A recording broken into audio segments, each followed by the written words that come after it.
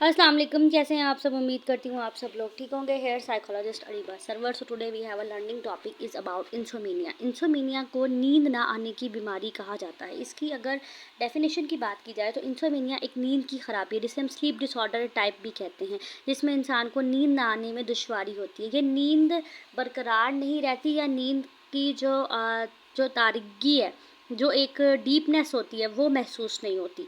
अब इसकी वजूहात की बात की जाए तो ज़हनी दबाव, रोज़मर्रा के मसाइल यानी कि नौकरी या रिश्तों के तनाज़ात की वजह से, या डिप्रेशन या एंजाइटी, इनकी वजह से भी नींद ना आने की बीमारी हो सकती है। गलत नींद के मामूलात यानी कि पुअर स्लीप हैबिट्स, देर से सोना और इलेक्ट्रॉनिक आलात का बहुत ज़्यादा इस्तेमाल करना, ये चीज़ें भी आपके लिए प्रॉब्लमेटिक हो सकती हैं। दवाएं, कुछ ऐसी मेडिसिन्स का इस्तेमाल करना जो कि आपकी नींद को मुतासिर करती हों।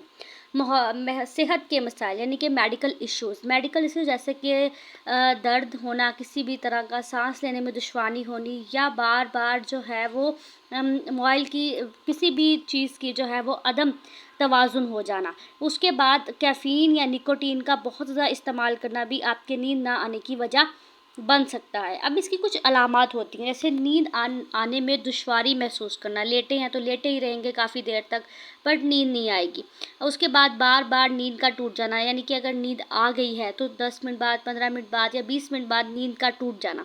बार बार सुबह बहुत जल्द जाग जाते हैं और नींद मुकम्मल नहीं होती, जिसम में थकन बहुत ज़्यादा महसूस होती है, कमज़ोरी होती है और चिड़चिड़ापन बहुत ज़्यादा रहता है। क्योंकि जब इंसान की नींद पूरी नहीं होती तो उसके जिस्म जो है, बॉडी जो है वो रिलैक्स नहीं होती।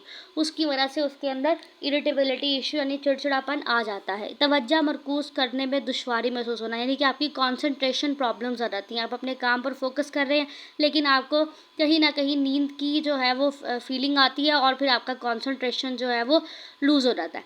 फिर उसके बाद मूड में बहुत ज़्यादा तब्दीली आ जाना, ये तमाम तर इलामात होती हैं स्लीप डिसऑर्डर यानी कि इंसोमेनिया की, यानी कि नींद ना आने की बीमारी की। अगर इसके असरात के बारे में बात की जाए तो यह हमारे याददाश्त में कमी की कारकर्दगी निभाता है। क्योंकि जब हम सोते हैं तो हमारी स्लीप में हमारा जो मेमोरी प्रोसेस है वो फास्ट होता है और हमारी लर्निंग अच्छी होती है।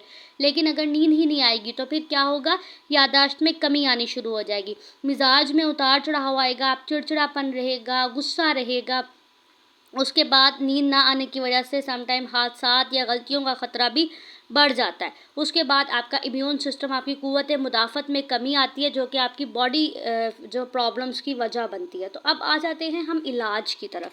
इलाज की बात की जाए तो इसमें बिहेवियरल थेरेपी बहुत ज़रूरी है। सीबीटी यानी कि सीबीटी इंसोमेनिया एक स्पेशल थेरेपी है जो कि मौसर इलाज माना जाता है इंसोमेनिया के ट्रीटमेंट के। नींद के शेड्यूल को बेहतर करना और मनफी ख़यालात को कम करने में मदद करती है। उसके बाद कुछ मेडिकेशंस ऐसी होती हैं डॉक्टर की हिदायत पर दी जाती है ताकि आपकी नींद को बेहतर बनाया जा सके। और सबसे ज़रूरी चीज़ जो है वो लाइफ़स्टाइल चेंजेस हैं, यानी कि रोज़ाना एक ही वक्त पर सोना और एक ही वक्त पर जागना। रोज़ाना जो है वो कैफ़ीन और निकोटीन से कोशिश करना कि परहेज़ की जाए।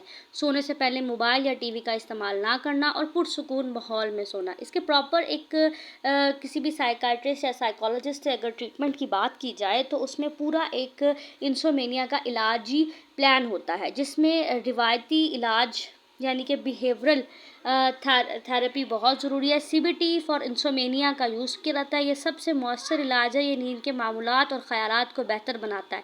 इसके मराहिल कुछ इस तरह के होते हैं कि सबसे पहले नींद की आदतों का तजुर्बा किया जाता है। मरीज़ के नींद के औकात, सोने के हालात, रोज़मर्रा की रूटीन का जायज़ा लिया जाता है कि कोई गलत आदत की इस्लाह की जाती है, यानी कि देर से सोना, दोपहर में ज़्यादा सोना या सोने के टाइम पर मोबाइल का ज़्यादा इस्तेमाल करना, इन चीज़ों को कम करवाने की कोशिश की जाती है। ख़यालात की तब्दीली, मुझे नींद नहीं आएगी जैसे मनफी ख़यालात को बदलना कि अगर मैं कोशिश करूँगी या कोशिश करूँगा तो मैं लेटूँगा तो मैं सो जाऊँगा।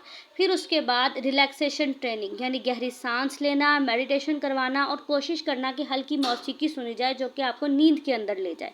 और फिर नींद की पाबंदी यानी कि स्लीप रिस्ट्रिक्शन थेरेपी, ये बहुत ज़रूरी है। सिर्फ इस वक्त बिस्तर पर जाना जब नींद आने लगे, नींद का महसूस होने लगे आपको कि आपको नींद आ रही है, तो उस टाइम ही आप अपने बिस्तर पर जाकर लेटें। पहले जाकर अपने बिस्तर पर ना बैठें, ताकि ये ना हो कि आप मोबाइल इस्तेमाल करते रहें और अगर आपका नींद साइकिल स्टार्ट हो भी रहा है, स्लीप साइकिल, तो वो स्टॉप हो जाए।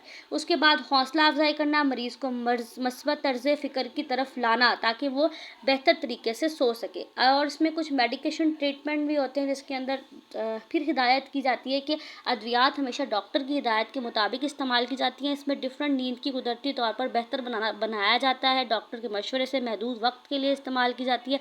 अगर डिप्रेशन के साथ इंसोमेनिया है, तो फिर तो बहुत लाजमी है कि आप अपने डॉक्टर के मशवरे पर ही कोई मेडिसिन इस्तेमाल करें। फिर तर्ज ज़िंदगी में तब्दीली लाने के लिए पहला काम ये किया जाता है कि रोज़ाना एक ही वक्त पर सोना और जागना, यानी कि अगर आप 10-11 बजे सो रहे हैं, तो डेली आप 10-11 बजे ही सोएं और सुबह 8-9 बजे अगर उठ रहे हैं, तो 8-9 बजे ही उठें, जिससे आपकी नींद के 7 to 8 आवर्स कंप्लीट हों और आपका स्लीप साइकिल कंप्लीट हो। उसके बाद रोज़ाना जो है वो कैफ़ीन, चाय, कॉफ़ी और सिगरेट का इस्तेमाल कम करें। इतना कम कर लें कि सोने से 2 से 3-4 घंटे पहले, 3 से 4 घंटे पहले ही आप चाय, कॉफ़ी जो आपने इस्तेमाल करनी है वो करें। लेकिन सोने के फ़ौरन पहले नहीं, यानी कि अगर आपने आधे घंटे बाद सोना है, तो पहले आपने चाय या कॉफ़ी इस तरह की कोई भी चीज़ इस्तेमाल नहीं करनी। सोने से कम 1 घंटा पहले मोबाइल, टीवी या लैपटॉप को बंद कर दें और अपने आप को रिलैक्स करें, बेड पर लेट जाएँ, रिलैक्सेशन सिचुएशन में डीप ब्रीथिंग एक्सरसाइज करें और फिर सोने की कोशिश करें। उसके बाद जो है वो बेडरूम में सिर्फ नींद या सुकून के लिए इस्तेमाल करें। रोज़ाना हल्की-फुल्की वर्जिश करें, चहलकदमी करें, जिससे आपकी बॉडी थकती है, लेकिन वो भी सोने से 3 घंटे पहले होनी चाहिए। उसके बाद सोने से पहले हल्की दुआ, ज़िक्र या साँस लेने की मशक करें। कोशिश करें आयतुल कुर्सी पढ़ें, एज़ अ मुस्लिम हमारे लिए बहुत ज़रूरी है। उसके बाद घरेलू और कुदरती इलाज पर भी थोड़ा ध्यान दें, यानी कि नीम गर्म दूध, हल्दी या शहद का इस्तेमाल करके भी पीना ज़रूरी है। फिर उसके बाद कीमोमाइल चाय या जो है वो लैवेंडर चाय, इनका इस्तेमाल कर सकते हैं आप अपनी नींद को बेहतर बनाने के लिए। ऐसी आप ऑयल यूज़ कर सकते हैं जो आपके माइंड को रिलैक्सेशन देगी। फिर कमरा जो है वो आपका बिल्कुल डार्क होना चाहिए, ठंडा होना चाहिए और पुरसुकून होना चाहिए सोने से पहले। अब नींद का कुछ शेड्यूल होता है। नींद का शेड्यूल कुछ इस तरह का होता है कि 8 बजे आप हल्का खाना खा लें, 9 बजे तक आप अपनी स्क्रीन को बंद कर दें, ठीक है? 9:30 तक आप रिलैक्सेशन करें, दुआ पढ़ें, 10 बजे बिस्तर पर जाएँ और 6 बजे उठकर दोबारा फिर हल्की वर्जिश करें, यानी कि 10 से 6 तक आपकी 7 से 8 घंटे की प्रॉपर नींद पूरी होती है आपकी।